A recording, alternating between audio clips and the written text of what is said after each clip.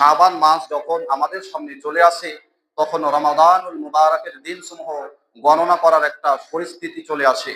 যেমন উদাহরণস্বরূপ আপনাকে বলি, ছোটবেলায় আমরা, এটা আপনাদেরও ছিল, যে যখন এক রমাদান হতো তখন আমরা যারা রোজা রাখতাম না বাল্যকালে, তখন গুনতাম ঈদ কি আর 29 দিন আছে। যখন দেখতাম মায়েরা দুটা রোজা রেখেছে, আমরা ভাবতাম 18 আর 28 দিন আছে। তারপরে যখন তৃতীয় রমাদান হতো তখন গুনতাম আর 27 দিন আছে, তাই জামা কিনতে হবে, প্যান্ট কিনতে হবে, বাবাকে বলতে হবে। হতো না এরকম অবস্থা গেল আমাদের? তো শাবান মাস যখন আসে, একজন মোমেনকে সামটিয়ে নেওয়া, গুছিয়ে নেওয়া, একদম প্রস্তুত হওয়ার একটি লগ্ন, একটি প্রহর, একটি ক্ষণ, তার নাম শাবান।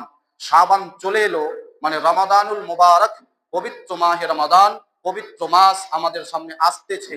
এটার একটা প্রস্তুতি। প্রস্তুতি কিভাবে নিতে হয়?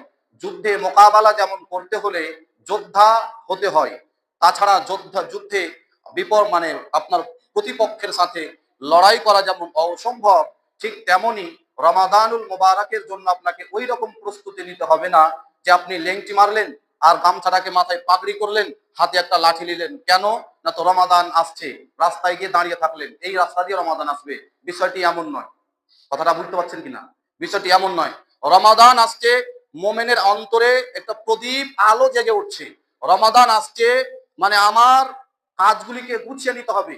রমাদান আসছে যেন বাড়িতে যখন বিয়ে শাদী আরম্ভ হয়, বাড়িতে যখন অনুষ্ঠান হয়, 4 দিন 5 দিন আগে যেমন বাড়ির কাজকে সারাবাড়া করতে